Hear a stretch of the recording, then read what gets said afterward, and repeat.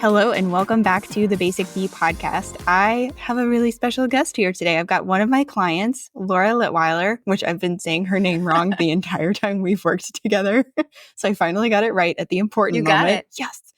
We're going to be talking all about, insights into our work together, as well as some SEO Q&A, because I love bringing these on. You all tell me that you love hearing them. So we're going to do that toward the end. But before I officially bring her on, let me introduce you to Laura. Laura Litwiller is a career transformation coach for teachers feeling stuck in the classroom or lost in their career. Through one-to-one coaching and her online course and community, Teachers at a Crossroads, she helps teachers make confident choices about their career that align with their strengths, values, and what they want most in their life. Laura, I'm so happy to have you here. Yeah, I'm excited to be here. Thanks for having me. Yeah, of course. Okay, so I'm going to ask you the question that I ask everyone when they come on the podcast. Remember, there's no wrong answers. So here you go. Which is the most important for sales? SEO, storytelling, or social proof? SEO, storytelling, or social proof? Mm-hmm. Well, for me right now, I would say it's SEO because not enough people know about me. And so I'm trying to be on more people's radar. So the SEO gets them to me, which then allows for the possibility of a sale. And so that feels really important right now. But once they get to me, I think it's the storytelling and how I talk about the course or my one-on-one coaching. Yeah, I love that answer. Because it really does. I mean, SEO is how we get people to us, whether we realize it or not. So that's a perfect segue into what we did. So you came into my world earlier this year and you signed on for an SEO packet, which I'm also switching the name a little bit to SEO optimization. But what you got was an SEO audit where we looked at really what was going on with your website SEO at that point. What were some issues that were happening and how could we fix them? And then we did keyword research. You got some content ideas and we created SEO strategies for some different pages on your website. So I guess if we go all the way back there, one question I'm curious about is why were you interested in looking into SEO? Well, I wanted to be more visible and I wanted people to be able to find me. And I wasn't really sure how to do that, but SEO really appealed to me because I could focus on that instead of social media, which is the main thing. I have never been somebody who personally is on social media that much. And when I went onto it for my business, I just felt like I was always forcing myself to do it and forcing myself to get in there and trying to figure out how to make things look snappy and appealing and grab people's attention. And I just found myself over and over being like, oh, I got to go post on LinkedIn. And I decided that I wanted to limit my social media and I can't not do any marketing, right? And so one of the things that I thought was, well, maybe SEO, because I know teachers are, after a bad day, they're hopping online and they're searching around for things like, career alternatives for teachers, or what are my strengths as a teacher, or should I quit teaching or not? And it felt like there's some pretty clear questions that they have, or some pretty clear things that they're looking for, like career coach for teachers, And so I thought if I really optimize my SEO, then I would pop up when those teachers are having a bad day and their first instinct is to go get answers and resources and support online. Yeah. One thing I thought was really, really cool about working with you, and I find that when clients come to me and they have these attributes, SEO just works a little bit better for them. But you had such a clear vision of who your ideal client is. Even like what you're explaining to us is, this is what they're doing. This is what their day looks like. This is where they're going. These are the types of things they're looking for. And you were really clear on all of that, which made my job much easier. And then it made the results that we came up with for the SEO strategy simple. It was very clear. It was very simple. It was very aligned with who it was that you wanted to find you. Yeah. And I feel like that also sometimes made it a little hard for me because I feel like my niche is a little different than what the teachers are actually searching for. So the teachers, they might be searching like resume for teachers or, How do I stand out in my job search or things like that? And my niche is more on helping teachers get clarity about what they want next and what they want to do. And do they want to quit teaching? And if so, what's their next step? Where do they want to head? Which career path? And so it felt challenging sometimes to sort of balance that, like, well, but I don't want to work with people who are just gung ho in the job search, right? But a lot of times that's where people are Googling things that are related to the job search because that's what they think is the first step when they're considering a change. And so I feel like sometimes I would get stuck, right? And I remember some back and forth with you in the Google Docs. Like, well, I don't want people coming to me for job search. I don't want people coming to me to work on their resume. And your sort of consistent response was like, well, let's get them to you first. And then they can see if the message resonates and they can see if the way that you approach it is a way that will work for them or that they're interested in. And so I feel like I do have a clear sense of who my client is. And sometimes I just have to remember that first I have to get the people to me and then they can sort of filter themselves out based on what they're really looking for. Yeah. And that's a really good point because I do remember going back and forth in the comments with you in the Google Doc about, one of your competitors that came, and I say that with like air quotes, but one of the competitor websites that came up was very clear that it was like, okay, you're out of teaching, you're out of teaching. Here's how we, work with that. Yeah. Like you're saying, you had a unique take on it of, okay, maybe you want to be out of teaching. Maybe you just want to renegotiate some things and find a different place where you're happy or a different grade or a different whatever, fill in the blank. And that is such a good point of what they're searching for and what they really want. They may not know that there's someone like you out there who can help them figure out, oh, I can stay in teaching. I used to love it. Maybe you can help me find a way to fall back in love with it and really enjoy where I'm at and what I'm doing. So that is such an awesome point. I'm glad that you brought that up because what people are looking for and the options that they have, they may not know exactly what to type in to land on your page. And if you're hearing this, you're not alone. That's not some, weird, crazy thing to even be wondering. And I'm also glad that you pointed out, my response was consistent because I'm like, these are the things that they're looking for. And it was really clear the types of phrases or questions that they were typing in. Yeah. And I loved doing this with clients where you were like, what about this? So I would try it. I would go and I would research it. And I'm like, it's really not bringing anything up. So we got really clear on, okay, these are the things that they're typing in. Yeah. And they just may not know that there's someone like you out there who can help them stay in teaching and be happy again. Yeah. It feels like my urge is to want to share my message, and like I do it different and this is how I do it. And I want to share that so bad, but then I have to step out of what I want to share and really think about what they're looking for and what their questions are. And that can be hard because when you think about how much time you spend on your website, like thinking about your message and what you're communicating and what's going to resonate with them. And you don't have to dump that, right? But it is like a stepping out of it for a little bit and really just getting into their mind and thinking about their very specific questions that they have at 6 p.m. on a Friday after a terrible week. They're not like, how could I get clarity in my career? I mean, maybe some people do, but it's like my interpretation of their questions does not work. It has to be the actual questions that they're typing or the actual words that they're looking for. Right. Yeah, that's another great point because I can see things about SEO. I can understand what you're getting at with your question, maybe like in a conversation that we were having, but you're asking it in a really specific way. So we do really have to get out of our own way, especially when it comes to SEO. And that's why I have us start with social proof. What are your people actually saying? And you had great social proof to work with. What are your people actually saying? What are they looking for? What are the results that really made a difference in their life? And what might other people then therefore be looking for as well?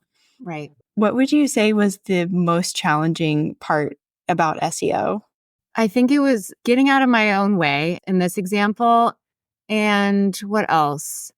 I think just understanding and having patience with the time that it takes to, to realize that this is a slow roll and it will catch fire more and more as it goes on.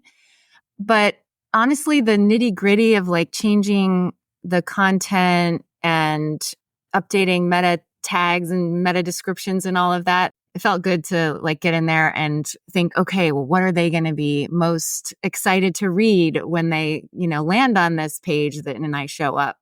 And it felt really good to just be like, okay, I'm getting more into their head and I'm reaching them where they're at. Yeah, I love hearing that. And the way that I designed this packet, especially, and really any of my work, is that I want it to be so simple where it's copy paste. Like I give you the Google Doc and you just copy and paste it over onto your website, save it, and then you let it go to work. Yeah. So we got most of the stuff plugged into your site. I was looking, I think it was around June that you got stuff plugged into your site. Yeah, that sounds right. And so we're in September and you've had a lot of good wins, which I discovered. But I'm curious from your perspective, just like how has it felt? Have you noticed anything working for you when it comes to SEO? Yeah, one of the main things is I have this quiz on my website and it used to be called Should I Stay or Should I Go? Which is, it's for teachers who are wondering, should I leave the classroom or should I not? But one of the things, the very concrete things that you help me with is rethinking the title of the quiz, because teachers aren't typing in, should I stay or should I go? They're typing in, like, should I quit teaching? And so that's what we named the quiz. And I've seen over time just like such a good, consistent flow of people taking the quiz since we made the change. Yeah. And so for me, I mean, I'm getting probably like 10 people a week who are coming into my newsletter because they've taken the quiz and then opted into my email and my email newsletter. And for me, that's really good. And so just having that consistent inflow of people feels really good. Number one, like just I'm building my list and I'm reaching more people. But also it's just incredible to see how a shift in language can really make a huge difference. And so that I would say is my primary example of how SEO works. Well, I have this blog post that was getting some traction before we started working together. And because people were searching for something related to like trapped in teaching and stuck in teaching. And I was showing up as number one for that. But now I just noticed that like the numbers of people reading it is going up quite a bit. And it's definitely my most read blog post. And that was another example to me of like, okay, SEO works because there's nothing else about that blog post that is particularly unique or special. But the fact that many people are reading it is number one, depressing because, they're coming on and talking about feeling trapped in teaching or they're stuck. But it helps me understand what they're thinking and how they're framing it. And so I would say those are two really big wins for me with SEO. I hear you. You don't know what SEO is or how it can help grow your business or connect you with the right people. Well, hopefully you're not still in that land of confusion since you're listening to this podcast. But if it is, here's a crash course in SEO. SEO is simply how you show up as the answer to a Google question. By using keywords strategically on a page, that page can show up 24/7 in front of the right person who's searching for the thing you have. As an added bonus, SEO can also apply to your social media profiles, your podcast, and your blog posts, which, P.S., blogging is not dead. SEO is how you turn Google into your personal matchmaker. And this November, you can get me as your guide into the world of SEO. SEO and Grow is the 3-month group coaching program for CEOs who want to monetize their magic and stop giving all of their precious time to the algorithm. All the info is below.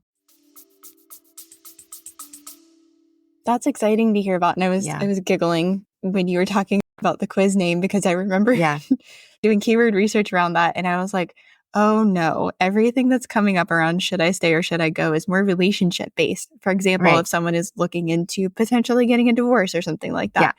And so that is very obviously not your people. No, it might be. They might be related. They could be looking for something new and both in relationship and work. They could, but you can't assist them with that part of things. So once I saw the other keyword, I was like, this has got to be the one. And sometimes that'll happen when I'm working with clients where it's just such a clear, this is the thing that we need to hammer down on with this particular blog or page or whatever it is. Yeah. I'm happy to hear that you're getting about 10 people a week. That's really exciting for a quiz. Yeah. Yeah. It's awesome. Yeah. Oh my gosh. All right. So I want to take a look at the SEO report that I sent to you. So when we started, you have all up arrows except for one, which stayed the same, which is totally fine. Because again, it's only been about 3 months since we got everything plugged in. Yeah. And industry standard is about 3 to 6 months to really see an uptick in SEO really quote unquote working for you. But you've got more traffic, substantially more traffic. So we started at an average of about 12 visits to your website per month, and now we're up to 44, which is really exciting. So definitely we know that blog post is pulling people in and your quiz. Yeah. Your keywords went up massively. So we had 16 organic keywords that you were ranking for, and now you're up to 75. So, I mean, whoa, I guess I need to take that close of a look. That's awesome. Yeah. So just changing the wording, putting out more content like blogs on your website, and really having all of those SEO titles, meta descriptions, really using those H1 headlines too. All of those things count toward helping Google and other search engines and people understand what you're about, who you can help, how you can help them, all of that good stuff. And then there's domain authority. So that's basically, for anyone listening, that is basically your website's SEO report card. And the score is out of 100. I don't even think Google has 100, but you started at 6 and you're still at 6. So that's okay. And that will continue to, improve over time. The websites that are linking to you, you gained 3 more. So you were at 4, now you're at 7. And your backlinks or the links coming from those websites also went up. You were at 11 and now you're at 15. Yeah. So you're doing tremendous, especially after considering it's only been 3 months. Yeah, thanks. I think the backlinks one is where it's most challenging for me, but I've been trying more to have conversations with people who have their own audiences, so that they can be linking back to me, writing more. I have a few places where I plan to, I haven't yet, but write blog posts for other blogs. That one's a little tricky, but I feel like that's really important.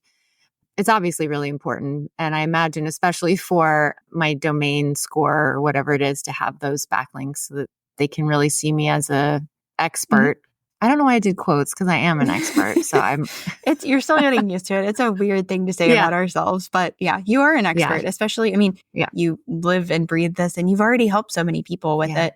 But yeah, just a quick note on the backlinks. You're doing the right thing. So when this podcast goes out, you're going to get a ton of backlinks to your website. So that's going to be really helpful. The guest blogging is also incredible for building backlinks. And for example, if you're, let's say you work with someone who has their own blog, one of your clients, and they write about working with you, that's also going to give you a backlink. So anytime that we get a link from some other site to our website, that counts, and that definitely helps your SEO score improve. We can also give ourselves backlinks, which is why I'm a big fan of your LinkedIn profile, Facebook profile, Instagram profile, anything like that. I don't like using the, Linktree or Bitly or anything like that. I just have a page on my website that's, BrittanyHerzberg.com/links. And so that's what I use, because then I'm sending people from Instagram or Threads or whatever back to my website. Okay. Yeah. So you mean you're linking from your profile, for example, back to a certain page on your site? Yep. And that looks good because it looks like LinkedIn is linking to me. It looks like Instagram is linking to me. Yeah.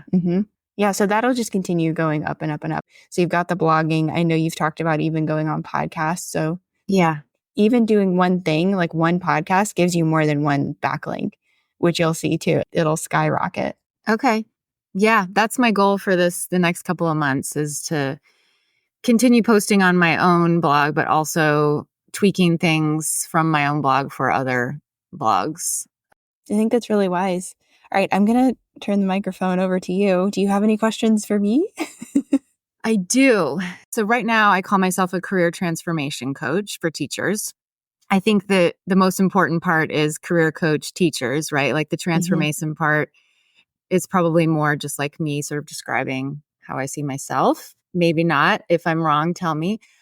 But I've been toying with the idea of changing my title to career clarity coach, because I think like that word clarity, people just so want to have a clear direction, and they so want to like clear up the murkiness and the muckiness of the confusion they have about their career. So I think that word really resonates with people. But again, they're not going to be Googling it necessarily. So I'm wondering if I'm just once again getting stuck in the whole like what they're searching versus what I think of myself and what message I want to portray. And if maybe it doesn't even matter what I call myself, or if there is some value to changing my title. So any thoughts you have on that would be super helpful. So my thought always is, let me go check what the data says. Career transformation coach, if I'm just, boiling it down to those words, is searched by, on average, 10 people each month. Career clarity coach is actually searched on average by 30 people a month. So there could be some benefit to doing that. Yeah. And my other question that I always go back to is, are you hearing that from your clients? Yes. Like I never hear them say they want to transform their career, or I've heard them say in the social proof, like in testimonials, that it transformed their career. But I also hear people saying for the course, for example, gave them more clarity. And I've talked to some of my clients about it after we work together, and they are using the word clarity. They're using the word clarity, I think, more than they're using the word transformation. But I don't know that they're really using either one of them that much. Right. Yeah, I agree that when they're searching for that, they're probably just primarily focused on career coach for teachers. Right. But that swap, like I said, even just with that little search, 10 people a month versus 30 people a month, it could benefit you. My piece of advice on that, though, is when you go back and change things, make sure to change it in every spot where we said transformation. Right. Just so that gives you that consistency throughout. Maybe I need to do a little bit of more audience research before I switch it all, because I also heard you say that it's not good to be constantly changing language. So I want to make sure that if I switch it, I'm going to stick with it, at least for a while. So maybe I'll ask around a little bit and maybe send it out in an email newsletter and get people's feedback on it. I like that idea. You could also even play around with it by writing a blog post where you're talking specifically about career clarity coach for teachers. Yeah. And just seeing which blog post gets more. Or just like noticing if that does get picked up pretty quickly. Right. And if you do have a lot of people visiting that. Right. I do think give yourself a month or two before swapping things out, because you do want to have some, like you said, you don't want to have the jumping around too much. Yeah. And I still think that the stuff that you have in there is still working. I mean, obviously it's working. You've got people going to the various pages. But maybe ask around, try the blog post, and then after a month or two, reevaluate from there. Yeah. Okay. That's cool to hear, though. And I love that you're talking to your people. I love that you're asking them and having those conversations. Yeah, I should probably do it more. But I always have to remind myself that it's not just me tossing around this question in my head for 4 months, right? It's talking to other people and getting their feedback and input, because it just gives me so much more clarity about pun intended. Yes, pun completely intended, about what they're thinking. Yeah. But it's not necessarily my natural thing. My natural thing is to just like churn on it and think about it. And so I'm always trying to pull myself out and like, who can help me with this? Where can I get more information? How could I ask my audience? Yeah. Another thing too, and we may have already talked about this, I can't honestly remember, but on your intake form or somewhere in the onboarding process, that would be another good thing to ask people, as close to them finding you as possible, of like, what were you looking for, or what support are you looking for? Because they may give you the answer right there. Right. I could just honestly look back through, because they do fill out a little survey. And there is a question about why they're reaching out. And maybe I could just look and see, are they using the word clarity? Are they using the word transformation? Yeah. Yeah. And if you already see a whole bunch with clarity, maybe you decide to change things in a month instead of a 2 or 2.5 months. Yeah. Okay. Yeah. Do we have time for another question? We do. Okay. So in the report that you sent me, the SEO report, I noticed that I am showing up pretty consistently, pretty high up for life coach for teachers. And I guess my question is, what's up with that? Because I'm not a life coach. I don't talk about being a life coach anywhere on my website. I know I use the word life, what you want most for your life, things like that. But I'm just wondering sort of how these unintended SEO wins happen. I do think that compared with other career coaches for teachers, I delve much more into who you are and what you want and where you're headed. And all of those are life questions. But I'm just curious if you have any thoughts on why that might be happening and if there's anything I should do with that. Yeah. I mean, if you were to start getting a lot of inquiries about like, oh, do you do life coaching for teachers? Then I might reconsider some things, but we're always going to have, just how you perfectly said it, unintended keywords that we end up showing up for. Okay. And it's because of other words that are in the H1 titles, in the SEO title and meta description, in our copy even. And you do talk about, what do you want for your life? So it's going to always be in your wording. A different example would be I show up very high for Akashic Records readings. If you don't know what that is, it's, how do I even describe it? It's kind of like all the information in the universe about your various life paths. And it gets a little bit woo-woo, which is totally fine. I'm here for that. Yeah. However, I don't help people with that. But I have a couple of blog posts that I wrote about working with my friend Donna, who's an Akashic Records reader, and they got picked up. And so what I'm doing with that, because I don't want to be found for that necessarily. I love that I'm being found and hopefully people are then going to Donna's website, but I don't want that word. I don't even want massage therapist to necessarily be something I'm ranking for. So I'm actually going to pull that blog, give it to Donna, and I need to figure out the workaround at that point. That's where my brain just stopped, because I was like, I can give this to her. It's obviously working. People will definitely search for it. They can find her. Right. So that's one thing that I'm doing. Do I think you need to take any drastic action? No. Yeah. But like I said, if you start getting people asking you for services that you don't offer, then we might want to consider that. But another way to think about it too is this could be potentially a positive win, because you're working with teachers with a very heavy focus on their life as a whole. Right. So they could come to you and, discover services that they didn't realize were out there and go, oh my gosh, I would love to work with her. This, hits the nail on the head. So it could be a positive, but if you start getting inquiries about things that you don't do and don't want to do, then we could maybe rethink some things. But you're never going to not talk about life in your, I know you, I know what you offer, I know who you help and how you help them. That's just not going to change. Yeah. So yeah, I mean, there's always going to be keywords that we don't necessarily want to rank for. And it's just like, okay, perfect question. With this information, do I need to change anything? Or is this just going to, keep showing up? Yeah. So far, I haven't had any inquiries that are related to that. Okay. And I think I would love to work with people who want to see a career change as a very holistic thing that touches all points of their life. And so in a way, it's a positive, unintended result. Yeah. Yeah. And this is case in point why you need to have a strategy behind your SEO, because otherwise you're just going to be given one. And I didn't realize that until I got into SEO. And I was showing up for things like, there were some not good words that I was showing up for because I was a massage therapist. And so I'll just let your all brains go where they're going to go, because those are the types of things that I was showing up for. I didn't want to. However, I was also showing up for a massage therapist, Apex, North Carolina, massage therapist for migraines, things that I was already helping people with because I was being intentional with the copy I was putting on my website. But I made some, cardinal air quote sins of, there should only be one H1 on every page. And there were a few pages where I was like, this is cute. And I had 8. Yeah. So there are things like that I was doing and I didn't realize it. But yeah, you're always going to have an SEO strategy, whether or not you choose to have one. So you might as well help yourself, help the search engines, help other humans that you want to help find you. Yeah. Makes sense. Those are great questions. Thanks. Thank you. Yeah. All right. Make sure you give us the link to the quiz and then anything else that you want to share in case someone's listening and they're like, oh, I'm struggling with, should I stay in teaching or should I go? Or I know of someone. Yeah. I think if you know of someone who just can't get any traction with that question and they feel really stuck with it and it's a constant back and forth, should I quit or should I stay? Or if you know someone who knows they want to leave, but they feel stuck because they don't know what else they could do.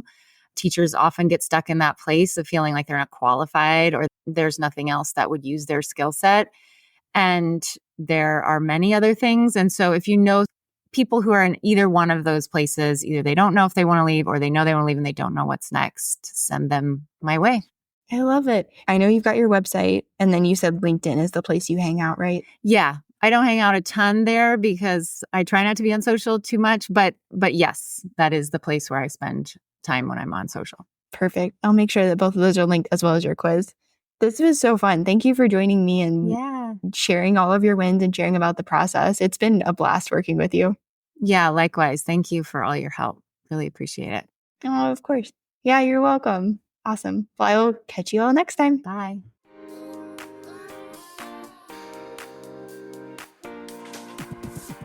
You've got questions. You want to know what SEO is, what it can do for you, why you need it like yesterday, and what it's actually going to require from you and your team should you choose to start doing SEO. Because social, you're kind of over it. You're tired of throwing more and more money at ads and of needing to post like 1,000 reels a week just to get in front of more people online. Good news, it's never too early or too late to start with SEO, and you do not have to dive into this alone. Bonus, I love answering questions. Starting this November, you can get me as your personal SEO pro and dedicated question answerer in SEO and Grow, my 3-month group coaching program for CEOs who want to monetize their magic and stop giving all their precious time to the algorithm. You'll find all the links and things below.